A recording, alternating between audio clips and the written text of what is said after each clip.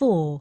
You will hear part of a lecture on organic farming. First, you have some time to look at questions 31 to 40.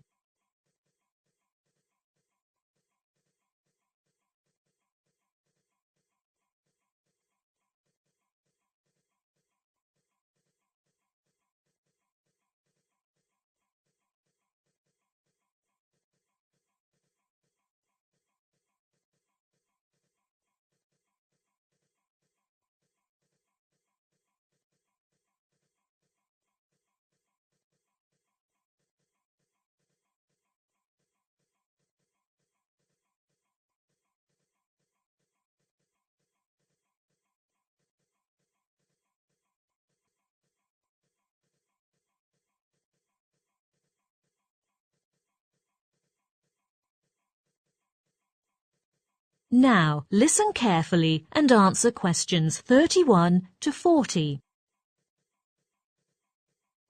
Hi everyone, what I'm going to talk about today is organic farming.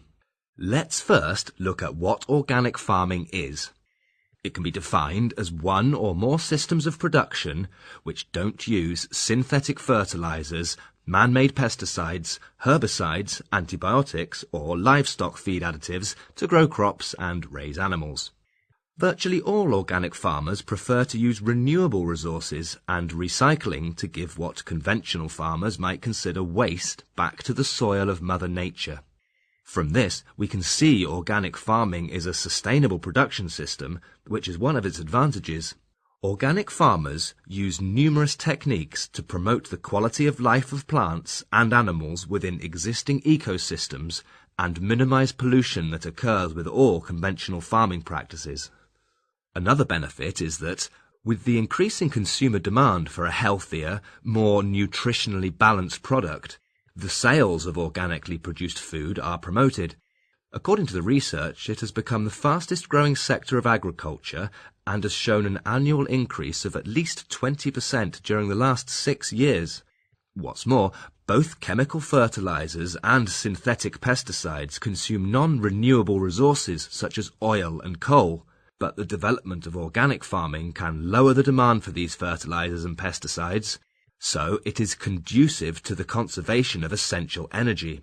At the same time, it also can reduce industrial pollution caused by the production of these chemical substances. Organic farming differs greatly from the traditional one in a number of ways. Let's discuss it from the perspective of agricultural biodiversity, firstly.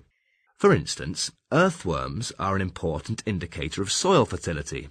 Studies have shown that the density and species number of earthworms in organically managed soils are 3 times as high as those in conventional fields. Moreover, the biodiversity in organic farming can also be reflected in the number of insects, which is twice as many as those in traditional farms.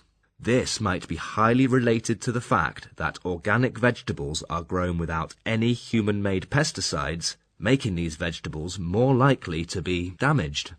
The other main difference between organic and traditional farming lies in crop yields, one of the biggest concerns of organic farmers. Organic farms, though possibly well adapted for certain local environments, produce less food per unit of land. For example, organic vegetables like tomatoes and potatoes yielded are 40% less than conventional ones. In addition, research has also found the number of weeds produced in winter is about 90% at present, which has decreased by 10% than before. However, lower crop yields in organic farming are still inevitable at the moment. Anyway, organic farming is a new direction for agricultural development. These days, a variety of organic products are cultivated not only for humans but also for animals. For example, organic grass. It is commonly used in organic farms to feed cows. Because of the non-use of synthetic fertilizers or pesticides, it can protect cows from diseases brought by large-scale breeding, thus ensuring the quality of raw milk. But an interesting phenomenon is that its production has remained constant these years, which is quite unique compared with other types of crops.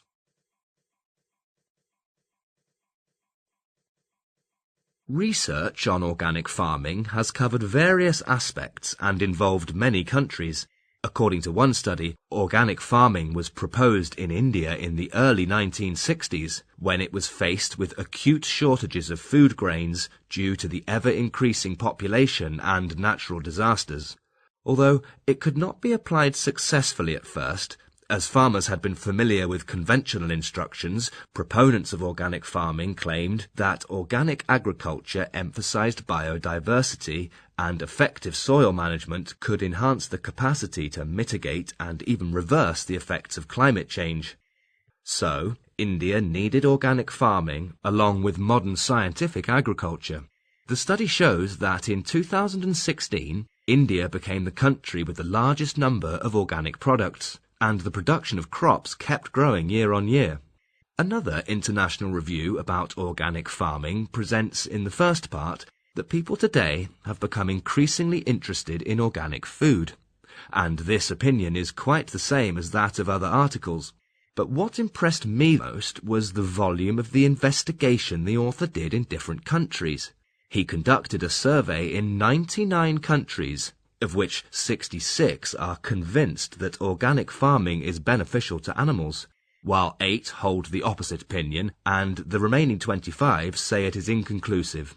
Therefore, the last part of the review is mainly talking about whether organic farming brings positive effects to animals. We can see there are different views about the advantages of organic farming. Some may think it can provide more nutritious and healthier food. Others may say it can protect the natural environment and benefit wildlife. However, as far as I'm concerned, it's you, the ones who buy organic products, that will decide what they can bring to you, because market demand determines everything. Okay, that's all I want to say. Now, let's open it up for discussion. That is the end of Part 4. You now have 1 minute to check your answers to Part 4.